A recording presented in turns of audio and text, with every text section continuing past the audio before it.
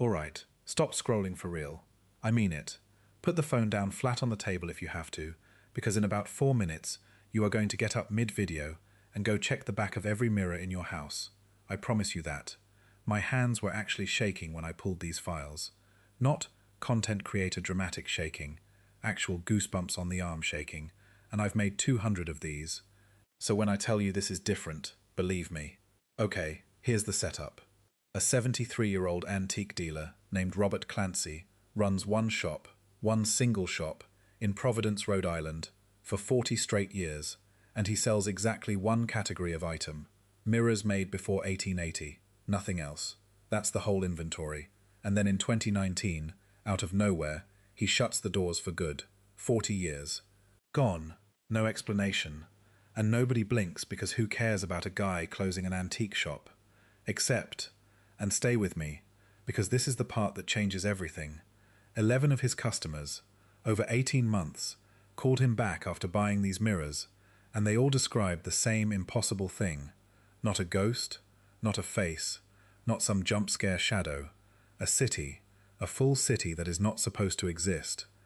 And when Robert died in 2021, his granddaughter found actual paper documentation of every single one of those calls, dates, times, names, and she put it all online. And once you see the pattern in this, and I mean really see it, you cannot unsee it. So if that's the kind of thing that keeps you up at night in a good way, hit subscribe right now before you forget, because this channel exists for exactly this. Pulling the thread on the stuff they either buried on purpose or just quietly stopped explaining. New one every week. And trust me, save this one. Send it to the one friend who's going to text you back in all caps. Let's go. Robert didn't even start this. His father Thomas did. Back in 1952, Thomas buys out an old estate sale up in Newport. This is the actual Vanderbilt estate we're talking about. And sitting untouched in a storage room, 47 mirrors, every one made before 1880. Every single one with a tiny brass plate stamped with the exact year, like somebody wanted a paper trail built right into the object itself. Weird, right? Hold on to that. Thomas sells 32 of them off over the years. Robert inherits the other 15 plus a stack more from estate sales across New England. And by the time Robert's running things solo, if you wanted a pre-1880 mirror in that part of the country, his shop was the only name anyone gave you. Tucked on this narrow brick street called Wickenden, buildings dating back to the 1790s. And here's the detail that should already be bothering you a little. He never displayed these mirrors. Ever. They lived wrapped in cloth in the back room. Standing up in custom wooden racks he built with his own hands. You had to know to ask for one specifically. And for almost 4 decades, genuinely nothing, 3 or 4 sales a year, decorators, collectors, people restoring old houses, boring, safe, normal. And then January 2018, everything shifts. A woman named Patricia Vance buys a mirror made in 1874. Brass plate reads J. Morrison, Boston, hangs it in her hallway in Cambridge. And 3 weeks later she is on the phone crying, telling Robert that around dawn and dusk her hallway just isn't there anymore. Instead, she's looking at a massive boulevard, white marble buildings, domes, columns, this architecture that looks almost Roman but too clean, too exact, like Rome redesigned by an engineer, and far off in the haze, some enormous tower or pyramid shape she can't fully make out no matter how hard she looks. And yes, Robert's first thought is your first thought. Maybe she's had a few glasses of wine, except Patricia is a tenured art history professor at Boston University. This is not a woman who sees faces in her toast. She sends photos, not of the vision, because it apparently never shows up on camera. Not once, ever, but of the mirror's exact placement, the lighting, the room. She's building a file, and eventually she just returns it. Done, Robert writes in his ledger. Customer reported visual anomaly, possible defect in glass silvering, which is corporate speak for, I have absolutely no idea what just happened. We've all written some version of that sentence in our lives. Haven't we? 4 months later, July 2018. A different customer, David Chen, buys a mirror made in 1868. Brass plate says Ashmore, Philadelphia. Lives up in Burlington, Vermont. Calls in August, describing the exact same scene. Wide boulevard, white marble, domes, something huge and unnameable on the horizon. And now Robert is actually paying attention, because what are the odds? And between August 2018 and June 2019, 9 more customers call with variations of the same account. Not everyone who bought a mirror, only 11 out of 23, but every single one of those 11 describes the same core scene: grand architecture, wide streets, buildings that look more like temples than houses, always something massive and unidentifiable in the far distance. And here's the detail that should be sitting in your chest right now. 3 of those 11 are trained architects, 2 are historians, 1 is a structural engineer. These are people whose entire profession is looking at a building and telling you precisely what it is, and not one of them can explain what they saw. So Robert, methodical guy that he apparently is, sets up his own experiment. 5 unsold mirrors, all made between 1863 and 1879, positioned in the back room, and he starts logging everything like a scientist: temperature, humidity, the exact angle of the sun through the window, and for weeks, nothing, just his own tired face staring back. And then one morning in September 2019, right after sunrise, it happens, but only in one mirror, made in 1876 by a maker named E. Garrett out of New York City, temperature 61 degrees, humidity 73%, sun sitting 23 degrees above the horizon, and instead of his back room, he is standing in front of a plaza, an entire open plaza, paved in white stone, 5- and 6-story buildings wrapping around it, huge columns, arched windows, a fountain dead center, a tree-lined boulevard running off into the distance, and at the edge of what he can see, through a kind of golden morning haze, that same tower again, pyramid-shaped, flat-topped, shimmering like polished metal or glass. And here's what actually stopped me cold reading his notes. He says he could see individual leaves on the trees, the texture of the stone under his feet. This was not some blurry half-dream. It was razor-sharp. He stood frozen for 2 minutes and 37 seconds, timed it himself, and there were people in the plaza, too distant for faces, but unmistakably people, walking with purpose, like it was just another Tuesday morning for them. And the instant he lifts his phone to take a picture, gone, snapped back to his back room, his own exhausted reflection, nothing. He tries again the next morning, same mirror, same time, same angle, nothing. 6 more mornings, nothing. It happened exactly once, and then it was over. And if that single detail doesn't unsettle you even a little, I genuinely don't know what will. 3 days later, a customer named Ellen Morrison comes in asking about mirrors, and the second she specifically asks about the Garrett mirror, Robert just tells her everything, the entire story, no filter. And instead of walking straight out the door, she asks to buy it anyway. She's a librarian, says she's writing a book on New England architectural history. Robert tries hard to talk her out of it. She won't budge. He makes her sign a disclosure form so he's covered, and she takes it home. 2 weeks later, she's back.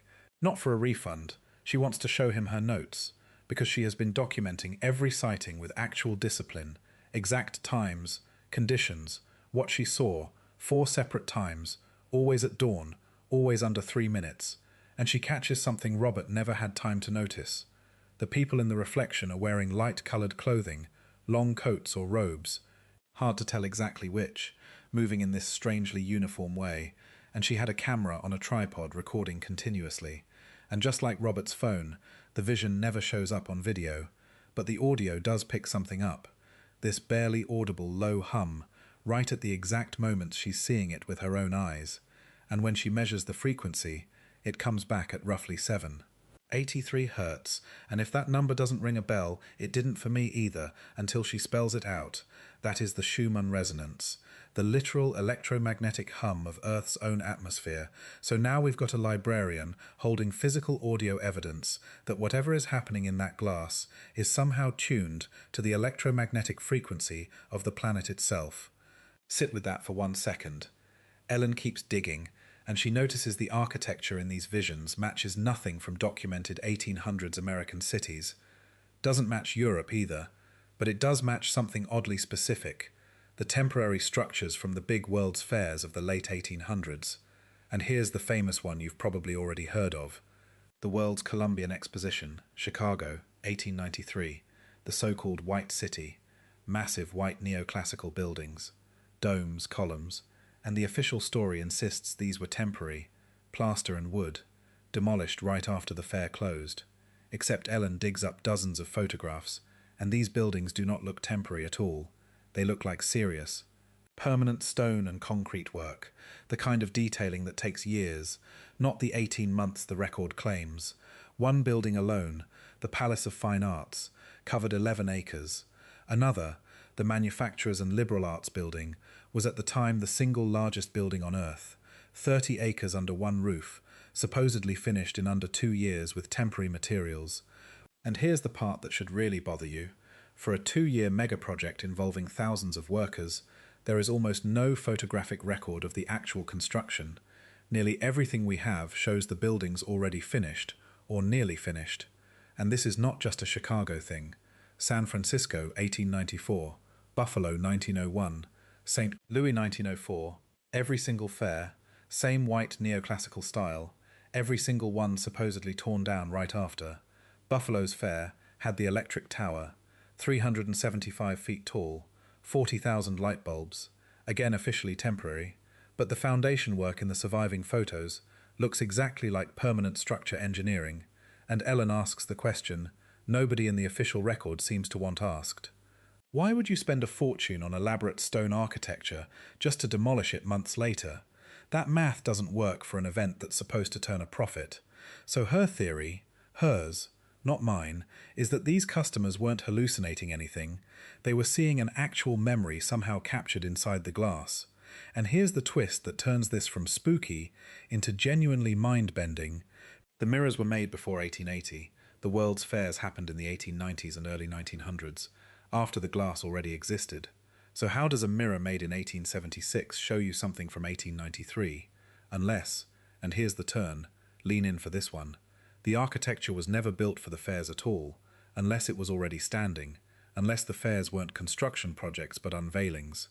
Taking buildings that already existed and rebranding them as temporary exposition structures so nobody would ask where they actually came from, which would perfectly explain the missing construction photos, because nothing was being built. It was being cleaned up and put on display under a brand new story, and Robert kept Ellen's journal after all this. And inside it she cross-references the visionary architecture against real historical city photographs, and finds 37 buildings across 6 different states, matching that exact white marble neoclassical look, all built before 1890, all demolished sometime between 1890 and 1970, and in almost every case, whatever replaced them was, let's be generous, a serious downgrade. By October 2019, Robert has sold his very last pre-1880 mirror. He's got 3 left, and he flatly refuses to sell them, wraps them in cloth, puts them in storage, seals the back room for good, tells his granddaughter he refuses to be responsible for whatever people might find if word got out. He said the mirrors weren't showing the past, they were showing what got erased.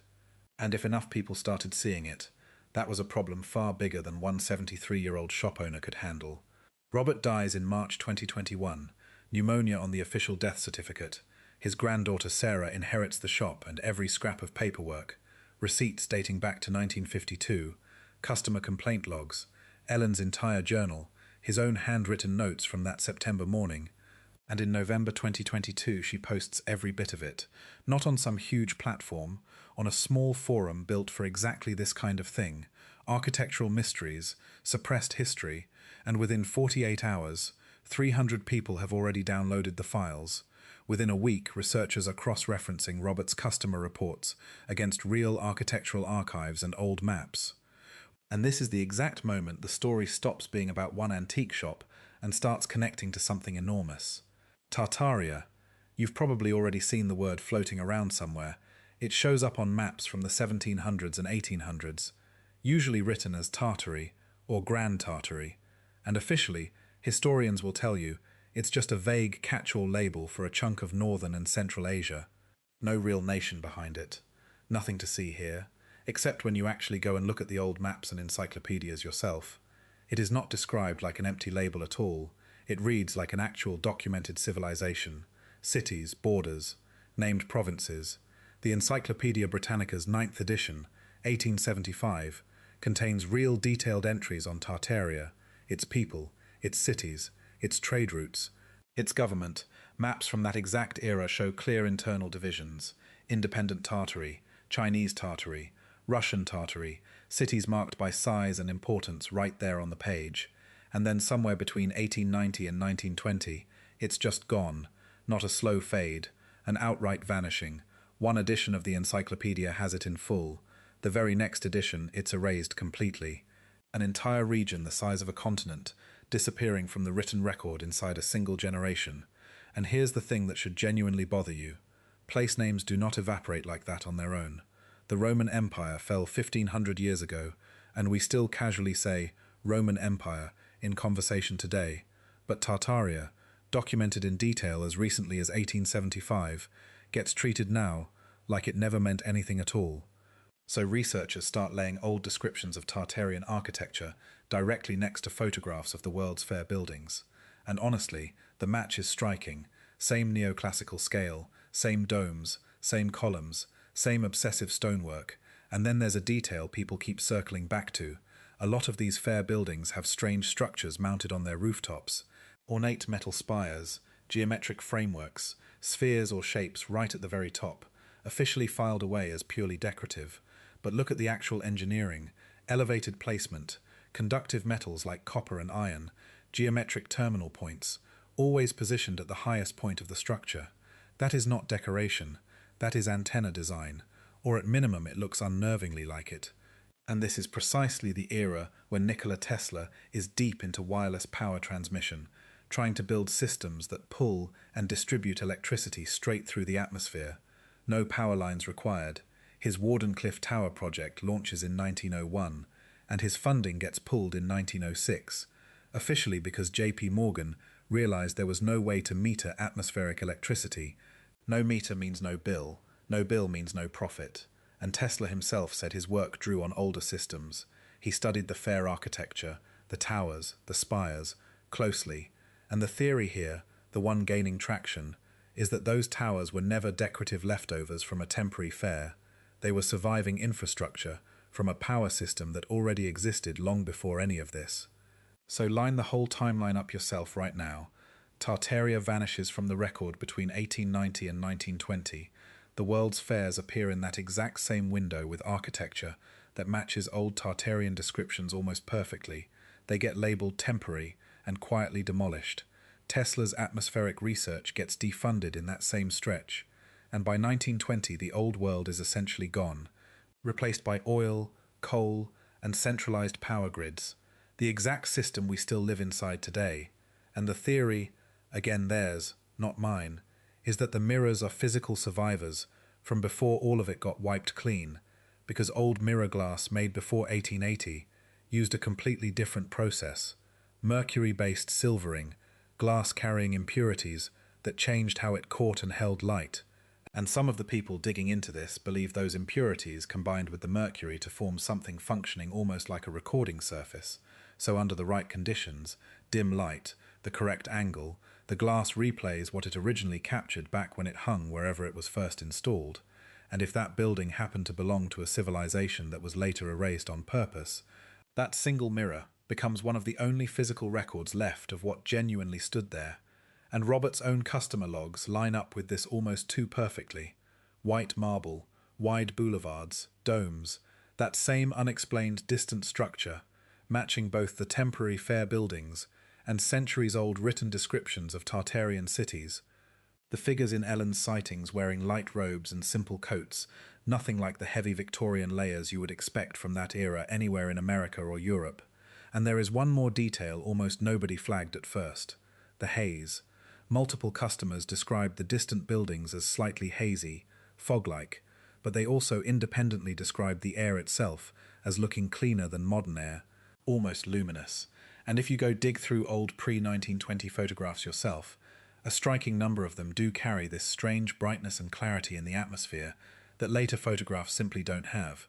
Some people chalk that up to old film chemistry. Fine, fair enough. But others point out that the shift lines up suspiciously well with the rise of industrial pollution. So if the old world really was running on clean atmospheric power instead of coal and oil, that air quality difference would make total sense. And after Sarah posted her grandfather's records, 3 more antique dealers came forward on their own, one in Charleston, one in Savannah, one in New Orleans. all three specializing in exactly this same category of mirror, all three quietly sitting on similar customer complaints for years. They just hadn't documented any of it as carefully as Robert did. But their coming forward confirms this is not a one-shop, one-town story. It is spread across an entire region. And the Charleston dealer, Margaret Holey, adds a detail that might honestly be the single strangest piece of this whole thing. Several of her customers reported seeing symbols in the reflections. Not English, not any recognizable modern language, geometric shapes woven together with flowing lines, carved directly into the buildings. She kept sketches from one customer, who tried to reproduce exactly what he saw, and a linguistics professor, Dr. James Chen, spent 3 full months trying to properly document symbols he saw appear in a mirror made in 1871. Watched them surface 6 separate times over that stretch, sketched as much as he could each time before the image faded out, ended up with roughly 200 distinct symbols total, ran comparisons against Sumerian cuneiform, Egyptian hieroglyphs, Chinese oracle bone script. Nothing matched exactly, but he found real similarity to old Turkic runes and Sogdian script, both from Central Asia, both dating to roughly 700 to 1000 AD, and those sketches sat online for about 3 days before the post got pulled entirely, and multiple people who tried re-uploading them said the upload kept silently failing. Maybe that's ordinary forum moderation. I'm not going to sit here and swear it isn't, but if those symbols are genuine, they point straight to Central Asian writing systems predating most alphabets still in use today, languages officially considered dead for well over 1,000 years. And if those symbols were sitting carved into buildings in American cities before 1920, then whoever originally built that architecture was not who the official record credits. The buildings would have been inherited, taken over, repainted with a brand new story, never built from scratch by the names we've been taught. And that leaves exactly one question hanging in the air. Why erase an entire civilization? Why quietly demolish or repaint its buildings? Why bury the technology that powered it? And the answer people keep landing on, over and over, is control. Whoever controls the energy controls everything downstream of it. No bill, no corporation, no permission slip required. Genuinely decentralized power for everyone. And if Tartaria really was running on atmospheric electricity or wireless transmission, that is a fundamentally different kind of civilization. No power plants, no grid, no oil industry at all, buildings engineered to collect energy instead of just burning through it endlessly. And a system like that simply cannot be centrally controlled. You cannot put a meter on the open sky. You cannot cut someone off from the atmosphere itself. So instead, you reset the whole board. Credit the old architecture to a convenient, temporary project. Tear down whatever you physically can. Rebrand whatever you can't. Rewrite the textbooks from the ground up. And quietly discourage anyone who starts pulling this particular thread too hard. And the mirrors are deeply inconvenient for that story, because they are physical objects, they predate the reset, and under the right light, they still show exactly what used to stand there, which is very possibly why the dealers who once sold them eventually just stopped, why documentation keeps mysteriously vanishing off forums, why researchers who dig into this too seriously tend to get quietly discredited or ignored. And Robert seemed to understand all of that instinctively. He didn't close his shop because of the sightings themselves. He closed it because of exactly where the questions led, and he made a conscious choice not to be the one who kicked that particular door open. So he simply stopped, sealed the room, and let everything sit quietly in boxes until after he was already gone. And his granddaughter opened that door anyway. And whether that was the right call honestly depends entirely on what happens from here. Because if this keeps spreading, if more people start checking their own old mirrors, if researchers keep cross-referencing these sightings against real maps and real archives, the official version gets harder and harder to hold together with a straight face. But there is a real cost to seeing this clearly too. Because once you notice the gaps, you genuinely cannot stop noticing them. Every old demolished building starts reading like a question mark. Every so-called temporary structure starts looking suspicious. Every missing photograph starts feeling like it's missing on purpose. And nobody actually knows where Robert's final 3 mirrors ended up. Sarah has never said publicly. Some people believe she quietly sold them. Some believe she destroyed them outright. And a few believe she still has all 3 and simply isn't telling anyone what she's been watching. So here is exactly what I want you to do. the second this video ends. Go find the oldest mirror in your house, flip it over, check for a small brass plate stamped with a maker's name, and a year. Not every mirror has one, but a lot genuinely do. And if you find one made before 1880, start paying close attention. Dawn and dusk seem to be when this reportedly surfaces. Low sun angle, specific atmospheric conditions.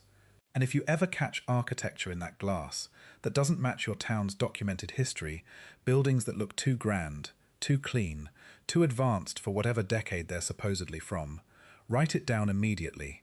Time it. Note every condition, because according to everyone in this story, what you would be looking at is not a defect, and it is not your imagination. It is a memory, the physical world quietly holding on to something it used to be before somebody with real power decided we weren't allowed to remember it. And that is the entire story right there. An antique dealer closes his lifelong shop because 11 separate customers keep seeing the exact same impossible city. Architecture, the official record insists, was purely temporary. Standing there as evidence of a world that supposedly never existed at all, Robert Clancy spent his final years quietly guarding 3 mirrors because he understood precisely what they were. Not decorations, not glitches in old glass, windows into a past that someone with enormous resources worked very hard to bury completely. And now his records are public. The pattern is out there for anyone willing to actually look, and if you know exactly where to look, if you know which questions are actually worth asking, that old world is still sitting there in the glass right now, waiting patiently for the right morning light, remembering white cities, clean air, and buildings that once pulled their power straight out of the open sky, instead of asking anyone's permission for it. And if you're sitting there wondering why a world like that would ever just disappear, it wasn't because it failed, it was because it worked. And a world that works without asking anyone's permission is exactly the kind of world that gets quietly erased by people who need you to keep asking for permission forever.